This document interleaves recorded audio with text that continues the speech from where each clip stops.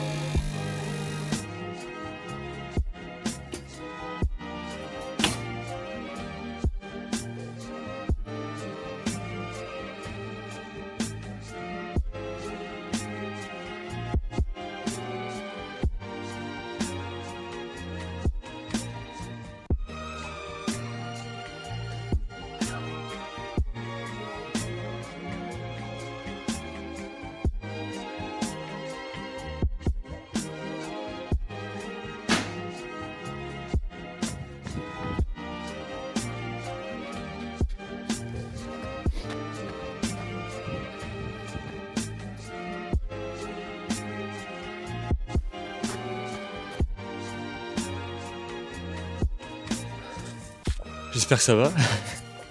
Petite transition, on verra ce que ça donne. Oh putain. Du coup, petite séance de street workout. Objectif Front Lover.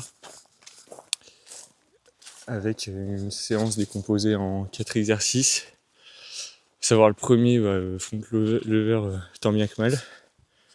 Du maximum que je peux faire avec 4 fois 10 secondes sur la figure la plus dure que je puisse faire. Et sur la première série, je vais essayer de tenir le front, mais j'ai peu d'espoir. Je l'ai pas dit, mais bien sûr, échauffement, très important. Un peu de cardio, et puis beaucoup d'échauffement d'épaule. Attention aux blessures. 4 séries de 2 reps en négatif. Quelques séries, 3-4 séries de muscle up pour garder la forme et essayer de progresser, même si je serai un peu cramé. Et on finira avec quelques tractions pour se renforcer le dos.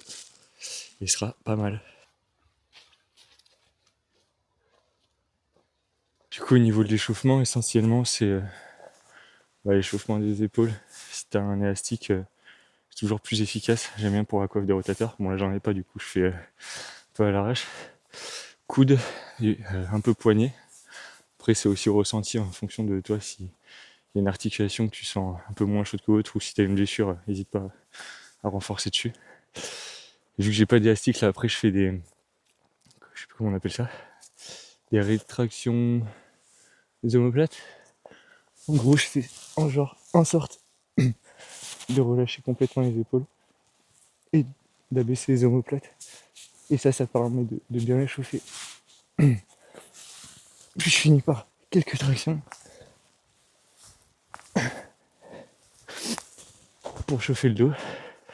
Et c'est pas trop mal. Enfin, ça glisse un peu avec les gants, c'est pas très pratique. Mais là, putain, c'est givré. Je sais pas ce que ça ça va être très galère.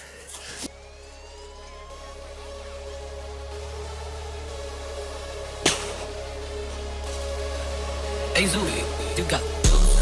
Je sais pas.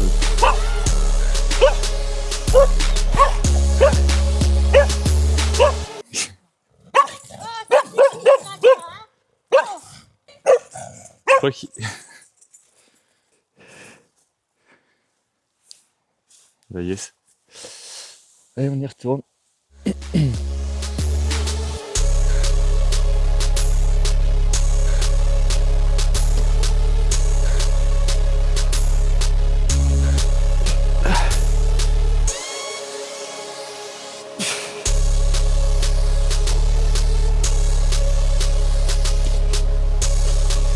Hey Zoé, tu got.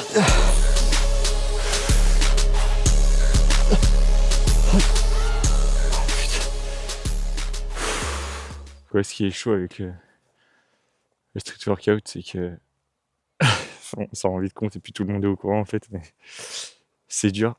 Il faut vraiment être patient. Il faut prendre son mal en patience, cocher les cases, aller faire sa séance. Des fois ça va être moins bien, des fois ça va être un peu mieux. Des fois on va être 30% en dessous de ses capacités max, enfin de ses capacités normales, des fois 30% au-dessus. Il faut jouer avec ça et progresser petit à petit. Mais c'est dur mentalement. Donc là, si vous voulez optimiser le nombre de pas, On entend pas mal de gens dire ça à la salle. Entre les séries, ils font des pas. Effectivement, ça peut vous rajouter 2-3 000 pas faciles sur votre séance. Il faut quand même garder en tête que c'est des pas qui sont à faible intensité, donc ça vaut pas des vrais pas de quand vous marchez en termes de consommation d'énergie. Donc c'est un peu des pas fake. Mais si jamais pour les stats, vous avez besoin d'en rajouter, et ben ça peut être une solution effectivement. Bon, allez, maintenant 4 séries de 3-4 muscle up et on devrait être pas mal.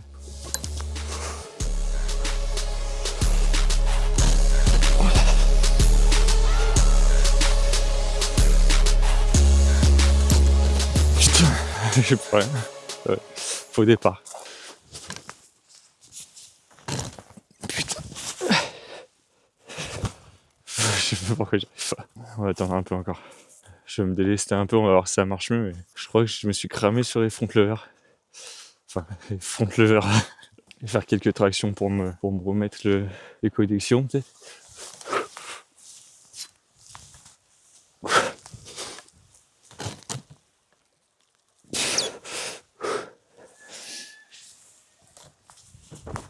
Putain. Bah, changement de programme. Faire que des tractions, putain. Je pensais pas. Tant pis.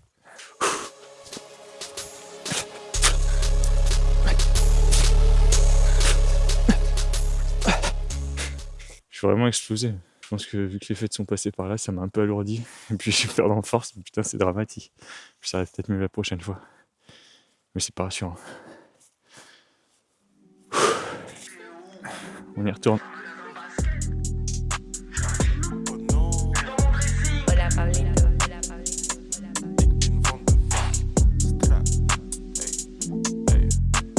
Nouvelle paire, nouveau sac, nouvelle caisse, nouvelle plaque, nouveau jean, nouvelle liasse, nouveau jean, nouvel ex, nouveau schlass sur le ski.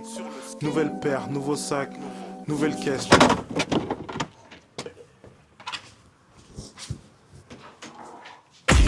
pas de business, fais pas le mec cool. La tienne vient d'Espagne, ouais, je doute. J'aimerais te dire que c'est le mec tout. Nouvel avion, mais j'ai le même legroom. Étrangère, pétasse. Du coup, je fais la détaxe. J'ai du bif que l'État ne sait pas que j'ai. Une biche que maman ne sait pas que j'aime. Je la soulève comme Zizou, coupe du monde. Je la whisky comme Zizou, coupe du monde. Et ben, ça aurait été une bonne petite séance. Même si j'étais pas du tout au niveau habituel. Du coup, c'est toujours un peu frustrant, mais bon, c'est le jeu. Quête secondaire dans cette ascension. La quête du front lever. Parce que certes, j'ai des objectifs sur la musculation, j'ai des objectifs plus sur la création, entre guillemets, avec YouTube. Et j'ai un objectif toujours dans le sport aussi, mais du coup qui est secondaire, qui est arriver à tenir un front lever pendant environ 3 secondes. Et j'aimerais tenir cet objectif d'ici avril 2026, sachant qu'on est fin décembre 2025, donc il me reste 4 mois, et vu le niveau, je commence à me dire que ça va être compliqué, mais c'est pas grave. Dans cet épisode, je voulais un peu parler de ça, du front lever. Pourquoi je souhaiterais parvenir à tenir le front lever pendant 3 secondes. Première notion, je l'ai déjà un peu évoqué, mais c'est que ça permet d'apporter de la diversité dans mes séances, plutôt que de tout le temps aller à la salle, tout le temps soulever des poids, tout le temps faire les mêmes séances, surtout pour le dos. Là, ça me permet de changer, de rajouter un peu de cardio dans ma semaine, sans que ça prenne trop de place. Globalement, je fais 5 km, donc c'est relativement accessible. Ensuite, ça permet, comme je le disais, je viens de le dire en fait, ça permet d'ajouter du cardio et des pas faciles et rapides dans la journée. C'était le deuxième point. Le troisième point, c'est que ça permet d'apporter une esthétique qui est différente d'une esthétique physique. J'accorde pas mal d'importance à l'esthétique de manière générale, parce que je suis assez sensible à ça, mais comme beaucoup de gens, j'imagine. Et c'est plus une esthétique gestuelle, athlétique, je sais pas comment qualifier ça, mais je pense que tu vois ce que je veux dire. Et ça permet de d'exploiter mon physique justement dans cette esthétique-là. Et ça, c'est justement le quatrième point. À chaque fois, je me coupe l'herbe sous le pied tout seul. Mais donc le quatrième point, c'est que ça permet d'exploiter le physique dans lequel j'ai investi autant de temps et d'énergie sur quelque chose de fonctionnel. Fonctionnel avec des guillemets, parce qu'en réalité, ça n'a aucun intérêt de savoir faire un front lever d'un point de vue fonctionnel. Mais ça permet d'exploiter mon physique et la force que je travaille au quotidien dans quelque chose de parallèle et d'esthétique aussi, mais d'une façon différente. Et le dernier point qui est peut-être le plus important et qui peut concerner le plus de monde, selon moi, qui regarderait potentiellement cette vidéo, c'est que ça permet de créer de nouvelles connexions nerveuses et de travailler autrement. Et le fait de créer ces connexions nerveuses, ça permet d'exploiter le muscle différemment et potentiellement, à terme, de casser les plateaux de progression qu'on peut avoir à la salle. Parce qu'a priori, à moins d'avoir 5 ans d'expérience en musculation, et encore je suis gentil, tant que t'as pas tout optimisé, t'as pas atteint ton niveau max. Donc il y a plein de façons selon moi de casser les plateaux, mais je pense que ce levier-là, c'est un des plus efficaces. Et donc c'est vraiment un élément que trop peu de gens prennent en compte, je pense. Et effectivement, en fait, quand je fais mes séances, au fur et à mesure, je me rends compte que j'arrive à recruter un peu plus chaque muscle, notamment le grand dorsal qui est le muscle le plus exploité. Aujourd'hui, en l'occurrence, c'était un peu plus les épaules, mais je sens vraiment à chaque fois que, au début, c'était juste une barre que je sentais dans le dos. Maintenant, ça commence vraiment à s'étaler et à prendre tout le muscle, ce qui fait que j'arrive à tenir un peu plus longtemps dans des positions un peu plus compliquées qu'au début. Donc je pense que c'est vraiment quelque chose qui est efficace. Ce que je voulais souligner aussi, pour conclure, c'est que il faut quand même faire attention à placer la séance de façon à ce qu'elle n'interfère pas avec les autres séances qu'on peut avoir dans la semaine. Donc là, c'est pour ça que je le mettrai ni le lendemain d'une séance pec ou d'une séance épaule ou d'une séance dos, ni la veille, parce que sinon je pense que forcément ça interférerait sur l'un ou sur l'autre. Donc bien penser à ça, et aussi adapter en fonction de ton profil. En l'occurrence, je me permets de m'accorder ça en tant que séance dos, parce que le dos est mon point fort. C'est pour ça que j'ai moins besoin de l'axer sur l'hypertrophie pure et que je m'oriente plus sur du street workout. Mais il faut que ce soit adapté à toi. Si ton objectif c'est un objectif qui est esthétique et que tu as un point faible dos, et ben le street workout, je sais pas si ça va être la meilleure solution pour toi pour avoir un physique harmonieux. Donc à adapter et à bien penser à avoir un regard extérieur pour être sûr d'être pertinent à ce niveau-là. Voilà, j'espère que cette vidéo t'aura plu, qu'elle t'inspirera potentiellement à faire un peu de street workout pour alterner tes entraînements, apporter la diversité dans tes entraînements. Si t'as aimé cette vidéo, n'hésite pas à la liker, n'hésite pas à commenter si t'as des remarques à faire sur des choses que j'ai pu dire. Je serais curieux de savoir ce que tu auras à dire là-dessus. N'hésite pas à t'abonner pour voir la suite de ces vlogs et mes autres vidéos. Je te dis à la prochaine, bye.